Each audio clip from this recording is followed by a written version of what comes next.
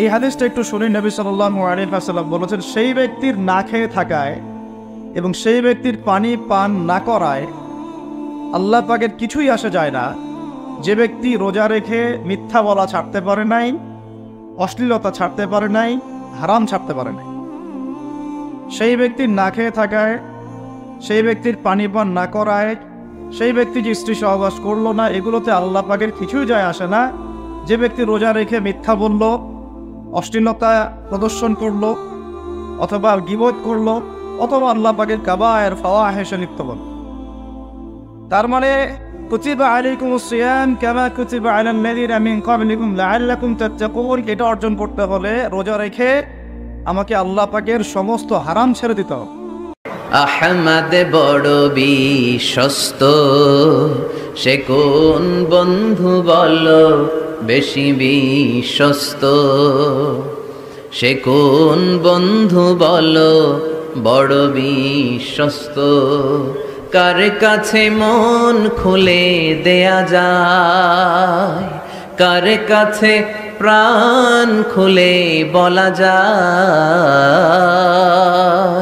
হওয়া যায় বেশি আশ্বস্ত। তার নাম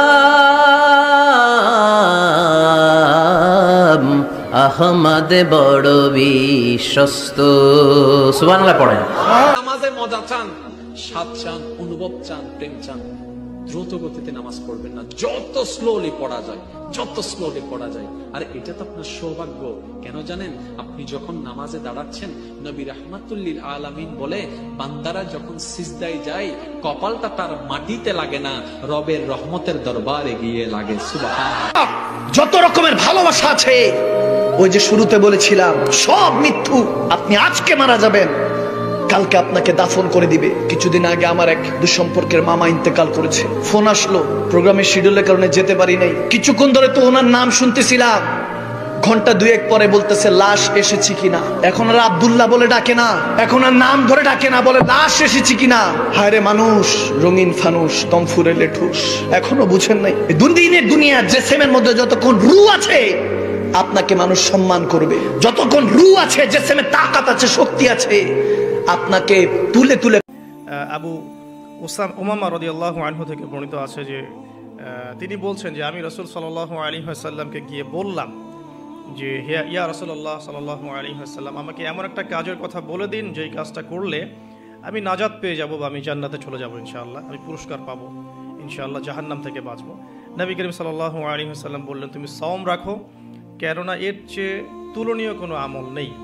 তিনি বলছেন, আমি আবারও জিজ্ঞাসা করলাম আর কি করবো ইয়া রাসূলুল্লাহ? তিনি বললেন, তুমি সওম রাখো, এর সমতুল্য কিছু নেই। তিনি বলছেন, আমি আবারও বললাম ইয়া রাসূলুল্লাহ, এরপর আমি কি করব? তিনি বলছেন, তুমি সওম রাখো, এর সমতুল্য কোনো আমল নেই। আল্লাহ পাক আমাদেরকে হাদিসগুলো বোঝার তৌফিক দান করুন, আমিন। জুমার দিনে দোয়া কবুল হয়। আল্লাহর হাবিব বলেন, একটা সময় আছে জুমার দিন দোয়া করলে কবুল করে কে? সময়টা কখন? মুহাদ্দিসিন ইকরাম অনেক ইখতিলাফ করেছে। সবচেয়ে গ্রহণযোগ্য মতামত হচ্ছে আসরের সালাতের পরে। জুমার দিন আসরের সালাতের পরে সূর্য ঢলে পড়ার আগে দোয়া করলে কবুল করবে কে?